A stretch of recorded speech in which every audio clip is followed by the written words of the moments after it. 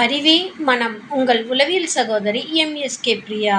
உங்களோட ஹியூமன் இன்டெலிஜென்ஸியை அதிகப்படுத்தணுமா இல்ல ரோபோட்டிக்கா சோம்பேறித்தனம் ஆயிக்கணுமா? நம்மள என்ன பண்றோம்?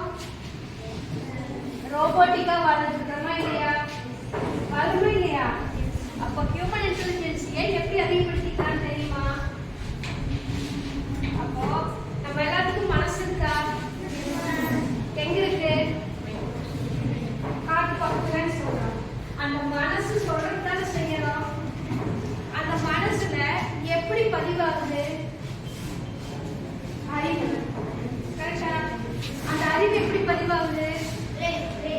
பிரெயின். அந்த பிரெயினுக்கு எப்படி அறிவு போகுது? மைண்ட். நம்ம பார்க்கறது, கேட்கறது, பேசுறது இது எல்லாமே நீங்க உங்க மனசுக்குள்ள பதிவேற்கிறீங்க. ஒரு கம்ப்யூட்டர்ல ஒரு மொபைல்ல எப்படி நம்பர் சேவ் பண்றோம், அதே மாதிரி நம்ம மனசுல இருந்து பார்க்கறது, கேட்கறது, சொல்றது எல்லாமே பதிவேற்றி வச்சுக்குவோம். அந்த மனசு சொல்றதுதான் நம்ம மூளை செய்யறதுக்கு தூண்டும். நம்ம செய்வோம். இப்ப அம்மா திட்டாங்கன்னா நம்ம என்ன பண்ணுவோம்?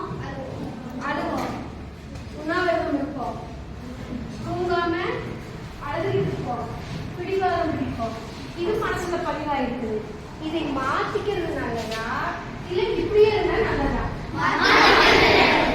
மாத்திக்காட்டி யாருக்கு நல்லது? டாக்டருக்கு. ஏன்னா நீ பிடிவாதம் பிடிச்சிட்டு, கோவிச்சுக்கிட்டு, அழுதுகிட்டு இப்படியே உன் லைஃப் ஸ்டைல கொண்டு போயிட்டு இருந்தீங்கன்னா உன்னோட ஹியூமன் இன்டெலிஜென்சி அறிவு வேலை செய்யாம நீ நினைச்சபடி செய்ய ஆரம்பிச்சிருவ. இதனால உன்னோட ஹெல்த் என்ன ஆகும்? தலைவலிக்கும், தூக்கம் வராது, முடி ஃபுல்லா கொட்டும். முடி கொட்டுதுன்னா